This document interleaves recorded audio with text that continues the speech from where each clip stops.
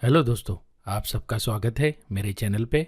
आज हम सीखेंगे कि ASP.NET कोर में स्टैटिक फाइल्स यानी कि इमेजेस, CSS और जावास्क्रिप्ट फाइल्स का इस्तेमाल कैसे करें।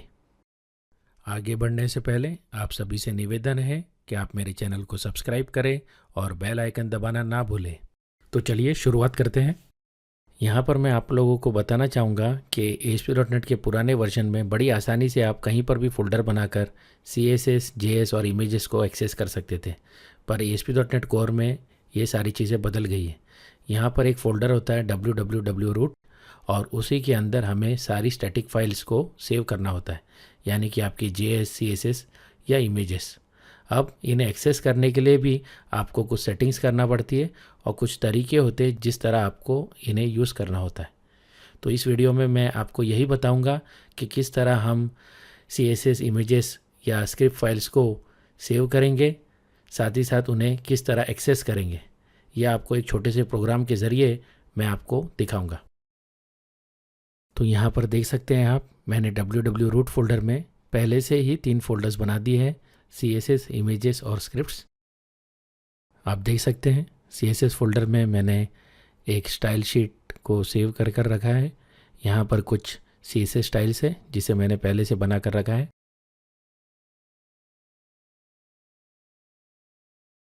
अब चलते हैं अगले फोल्डर की ओर, जो कि हमारा इमेजेस फोल्डर है, जिसमें मैंने एक इमेज ऐड कर रखी है।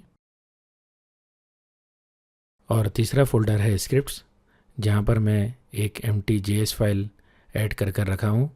यहाँ पर मैं कुछ जावास्क्रिप्ट की स्क्रिप्टिंग करूँगा वीडियो में आगे चलने पर।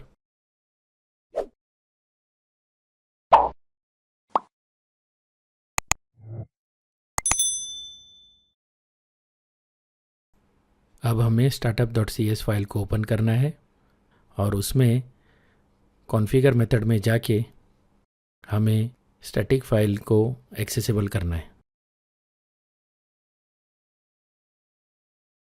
उसके लिए हमें app.useStaticFile मेथड को कॉल करना होगा। इतना करते ही आपकी सारी फाइल्स जो www रूट फोल्डर के अंदर है वो एक्सेसिबल हो जाएगी और आप उसे इस्तेमाल कर पाएंगे। अगर आप इस सेटिंग को एनेबल नहीं करते हैं तो भले ही आप फोल्डर में स्टोर करें, आप उसे इस्तेमाल नहीं कर पाएंगे। तो चलिए अब छोटे से प्रोग्राम के ज़रिए मैं आपको बताऊंगा कि किस तरह आप इमेजेस, JS और CSS फाइल को इस्तेमाल कर पाएंगे अपने एप्लीकेशन में। तो सबसे पहले मैं एक कंट्रोलर ऐड करूंगा प्रोजेक्ट में।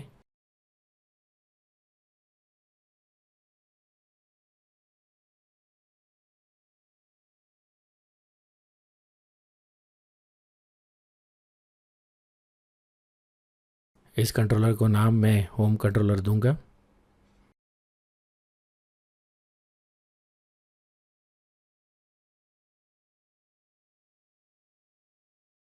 ये हमारा कंट्रोलर तैयार है। यहाँ पर हमें कोई भी प्रोग्रामिंग नहीं करनी, इसलिए मैं सीधे आपको व्यू में ले चलता हूँ। मैं इंडेक्स मेथड में राइट क्लिक करूँगा और एक व्यू ऐड करूँगा।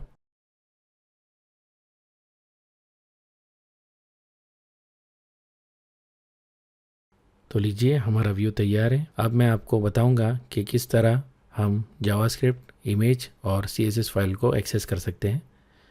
तो हमें चलना है सॉल्यूशन एक्सप्लोरर में, जहाँ से हम फाइल्स को ड्रैग एंड ड्रॉप करेंगे। तो सबसे पहले मैं स्टाइल शीट को ड्रैग एंड ड्रॉप करता हूँ। तो लीजिए हमारा लिंक टैग तैयार हो गया है। अब मैं जावास्क्रिप्ट फाइल को ड्रैग एंड ड्रॉप करूँगा।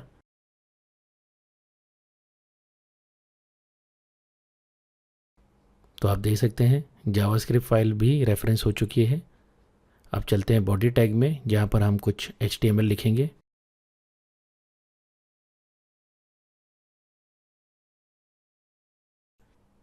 यहाँ पर सबसे पहले मैं HTML टेबल ऐड कर रहा हूँ।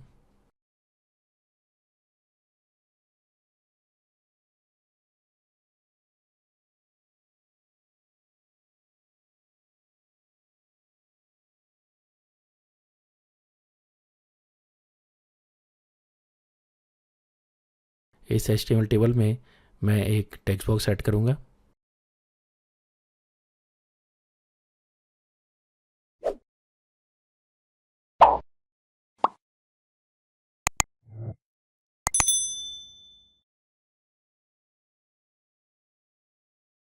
आप देख सकते हैं मैंने टेक्स्ट बॉक्स को नाम दे दिया txt नेम। बेसिकली इस एप्लीकेशन में मैं टेक्स्ट बॉक्स के नाम के ज़रिए इमेज को फैच करके डिस्प्ले करूंगा। यानी कि लेट से आपको जैसे मैं बता चुका हूँ इमेज का नाम mudassar.png है, तो टेक्स्ट बॉक्स में जब मुदस्सर डाला जाएगा तब ऑटोमेटिकली उस नाम से इमेज को फैच कर डिस्प्ले किया जाएगा।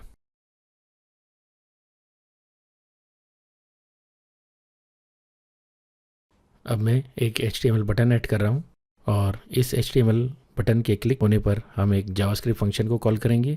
वो जावास्क्रिप्ट फंक्शन को मैं हमारी JS फाइल के अंदर बनाऊंगा ताकि आप लोगों को बता सकूं कि किस तरह JS फाइल एक्सेसिबल है।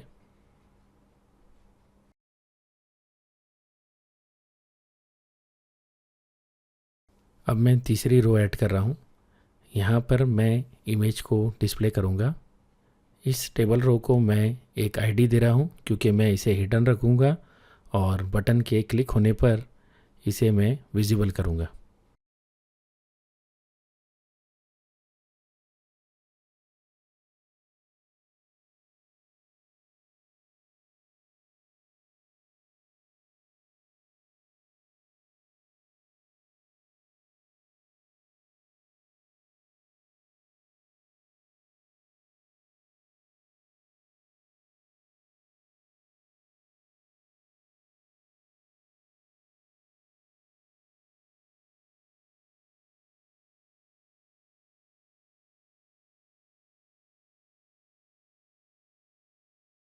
यहाँ पर मैं एक फंक्शन बना रहा हूँ शो नेम। इस फंक्शन को हम बटन के क्लिक होने पर कॉल करेंगे।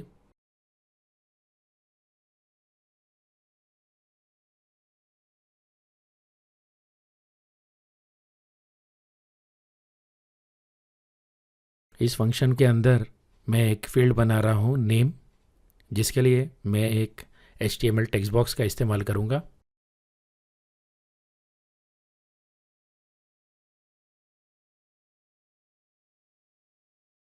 जैसा कि आप देख सकते हैं मैंने यहाँ पर टेक्स्ट बॉक्स नेम की वैल्यू को एक वेरिएबल में फैच किया है।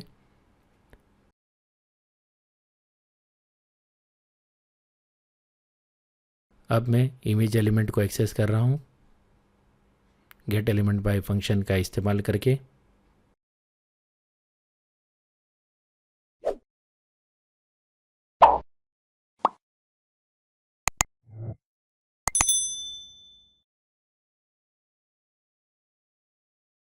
अब मैं इमेज सोर्स को सेट कर रहा हूँ। आप देख सकते हैं यहाँ पर मैंने इमेजेस फोल्डर लिया है और उसके बाद नेम का जो इमेज का नाम है उसे मैं टेक्स्ट बॉक्स की वैल्यू से रिप्लेस कर रहा हूँ और बाद में मैं एक्सटेंशन अपेंड कर रहा हूँ।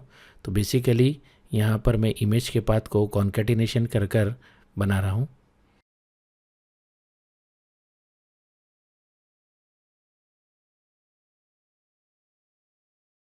इमेज के ऑल्ट एट्रीब्यूट में मैंने नेम वैल्यू को स्टोर कर दिया है। अब इसके बाद आप देख सकते हैं जो TR की रो को हमने हाइड किया था उसे मैं एक्सेस कर रहा हूँ gate element by ID method से और उसके बाद उसको मैं विजिबल कर दूंगा। और यहाँ पर मैं डिस्प्ले ब्लॉक की बजाय डिस्प्ले टेबल रो का इस्तेमाल कर रहा हूँ क्योंकि हम यहाँ पर टेबल रो को डिस्प्ले कर रहे हैं। अगर हम ब्लॉक यूज़ करेंगे तो इससे टेबल का स्ट्रक्चर बिगड़ जाएगा। तो लीजिए हमारा फंक्शन कंप्लीट होता है। अब मैं बटन को एक on click event handler assign कर रहा हूँ। अब मैं सीधे आपको व्यू में ले चलता हूँ। अब मैं बटन को एक on click event handler assign कर रहा हूँ जिस पे मैं शो नेम फंक्शन को कॉल कर रहा हूँ जिसे हमने जावास्क्रिप्ट JS फाइल में बना दिया है। तो लीजिए हमारा कोड तैयार है। अब हम कोड को रन कर चेक कर सकते हैं। तो आप देख सकते हैं यहाँ पर हमारा टेक्स्ट बॉक्स और बटन दोनों नज़र आ रहे हैं। अब मैं टेक्स्ट बॉक्स में अपना नाम लिखकर बटन को क्लिक करूँगा। आप देख सकते हैं इमेज डिस्प्ले हो रही है। आज हमने सीखा कि ASP.NET कोर में स्टैटिक फाइल्स को यानी कि JS, CSS और इमेज फाइल्स को किस तरह हम स्टोर करते हैं, कहाँ स्टोर करते हैं और कैसे एक्सेस करते हैं, और उसे एक्सेस करने के लिए startup.cs फाइल में क्या सेटिंग करनी पड़ती है। तो इसी के साथ हम वीडियो के अंत में आते हैं। सोर्स कोड की लिंक डिस्क्रिप्शन में अवेलेबल है। आपका बहुत बहुत शुक्रिया वीडियो देखने के लिए। प्लीज़ लाइक, शेयर और सब्सक्राइब कीजिए। जल्द ही मिलेंगे अगले वीडियो में।